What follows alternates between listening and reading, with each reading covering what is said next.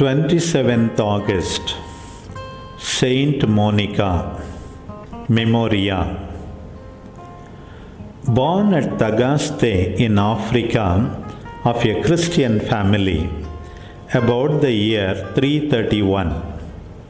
While still young, she was married to Patricius and had children, one of whom was Augustine. She was unceasing in her prayers to God for his conversion and shed many tears for him. She strengthened her faith by her prayer and was outstanding in virtue, a wonderful example of a Christian mother. She died at Ostia in the year 387. A reading from the Confessions of Saint Augustine. Let us touch eternal wisdom. When the day was approaching on which she was to depart this life, a day that you knew though we did not, it came about, as I believe, by your secret arrangement, that she and I stood alone, leaning in a window, which looked inwards to the garden within the house where we were staying at Ostia on the Tiber. For there we were away from everybody, resting for the sea voyage from the weariness of our long journey by land.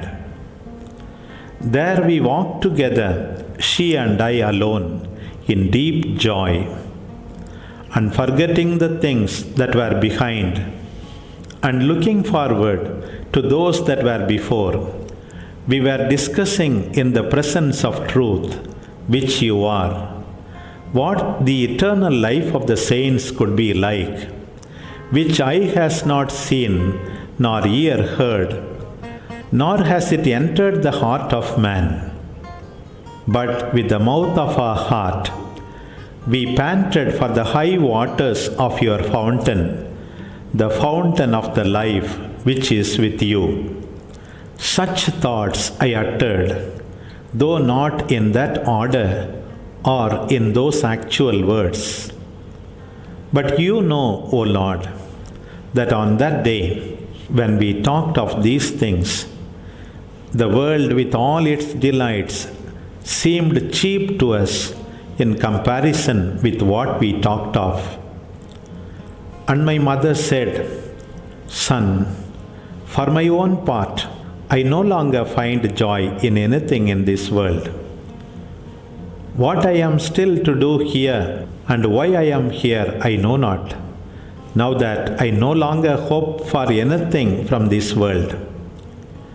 One thing there was, for which I desired to remain still a little longer in this life, that I should see you a Catholic Christian before I died.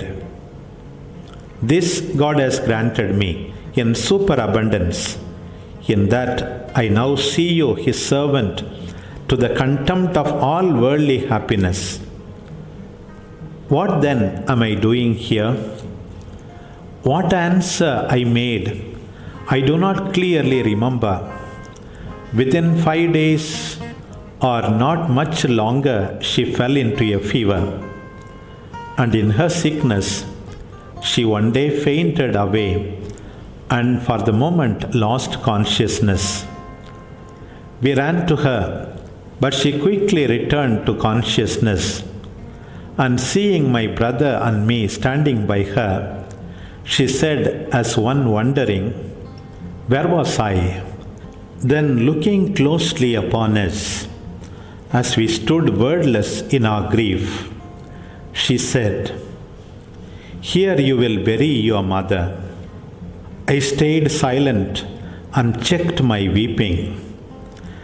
But my brother said something to the effect that he would be happier if she were to die in her own land and not in a strange country. But as she heard this, she looked at him anxiously, restraining him with her eye, because he savored of earthly things. And then she looked at me and said, "See the way he talks." And then she said to us both, "Lay this body wherever it may be. Let no care of it disturb you. This only I ask of you, that you should remember me at the altar of the Lord, wherever you may be." And when she had uttered this wish in such words as she could manage, she fell silent as her sickness took hold of her more strongly.